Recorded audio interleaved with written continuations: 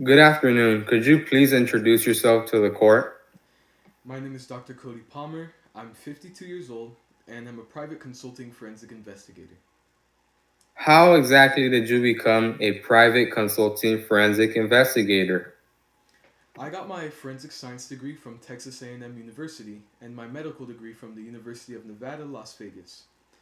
I then completed a 6-year residency in forensic pathology at Las Vegas General Hospital and subsequently passed the necessary examinations to become a licensed pathologist.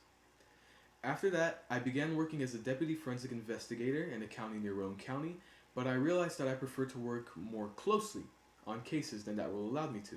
So I struck out on my own in 2014 and have run my own forensic investigation consulting group for 10 years. So, with that said, how do these accreditations apply to your role in this case?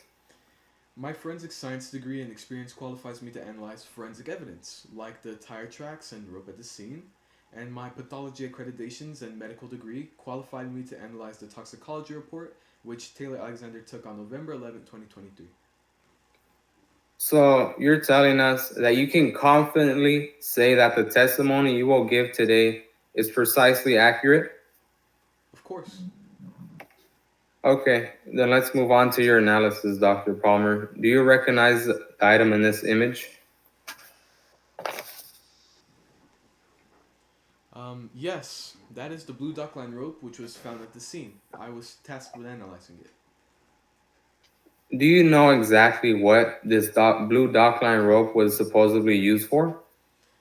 Taylor Alexander claimed to have been tied up by their captor with this rope in their Lakeside Drive property.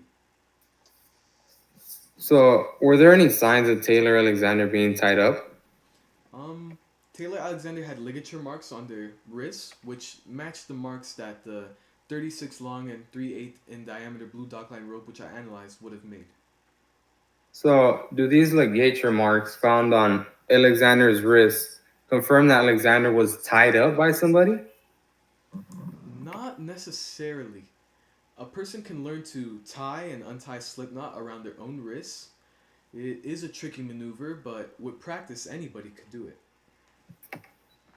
Okay, with that in mind, can you tell the court what you found in your analysis of the rope?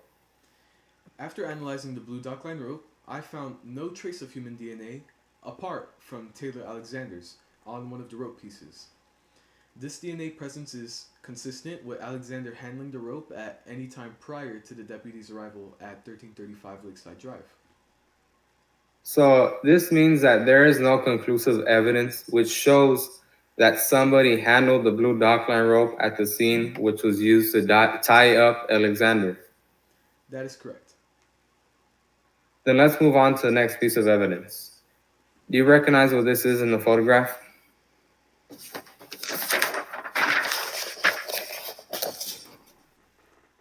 Yes, those are tire tracks which were found at the 1335 Lakeside Drive property.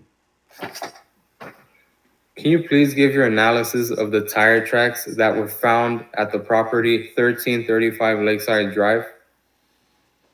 I agree with Dr. Forrest that the tire tracks found at the scene came from Total Tire 350 wheels, which are also found on Gold's car. But I strongly disagree with the idea that the single pebble print in the tracks matches the pebble prints which would be created by the rock which was found in Gold's front passenger side tire.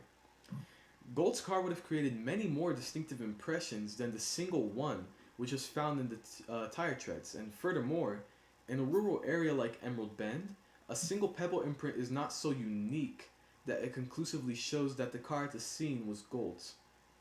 Then the tire tread at the scene and the tire depth of Gold's car are 1/32 of an inch different. While this sounds insignificant, forensically it causes tires to leave vastly different impressions. What does this mean about the location of Gold's vehicle on the day November 11th, 2023? These differences in the treads mean that there is no way to conclusively prove that the tire tracks at 1335 Lakeside Drive were made by Logan Gold's vehicle. Then let's talk about the last piece of evidence, Dr. Palmer. What is this?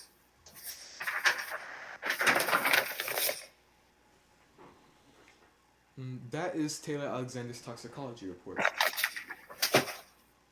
And could you please tell the court what drugs were found in Taylor Alexander's system on the Emerald Bend election day? A high concentration of 160 nanograms per milliliter of doxylamine and trace amounts of dextromethorphan were found in Taylor Alexander's bloodstream. Can you please explain exactly what these drugs are? Doxylamine is a drug commonly found in cold medicines, which can cause grogginess, confusion, and incoherence when taken in high doses. Dextromethorphan is a drug which is often paired with doxylamine, and it can cause intense hallucinations even in small doses. What symptoms would be likely caused by the concentrated amount of drugs in Alexander's bloodstream? With the concentration of doxylamine in Taylor Alexander's blood being approximately 133% of the standard therapeutic dose, Taylor Alexander should have been completely incoherent, and it is shocking that they even had the capability to call the police.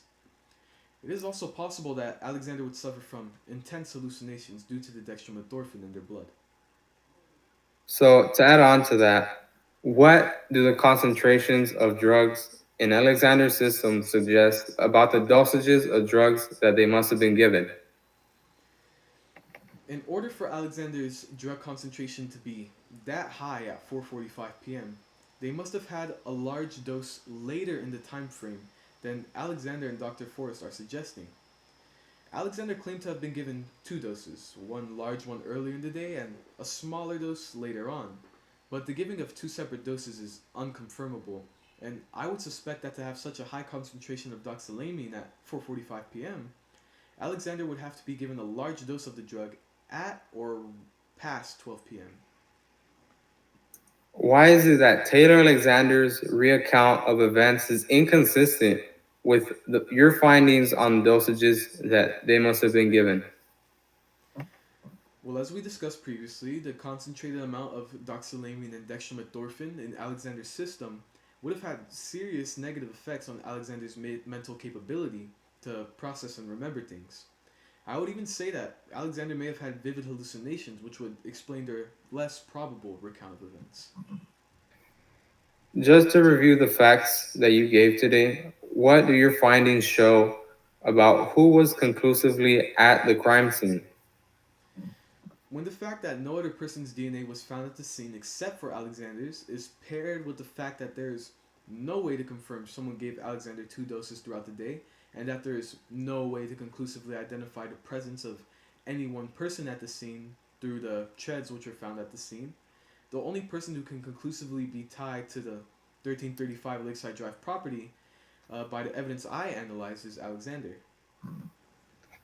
What do your findings show about the credibility of Alexander's witness statement? Alexander's recount of events is not impossible, but it is less likely than other possibilities. When this is paired with the fact that there's a high chance they were experiencing severe side effects from the concentrated amount of drugs in their body, and that there's no conclusive physical evidence which ties Logan Gold to the scene, who is being accused, I would question the validity of Alexander's statements. No further questions, Your Honor.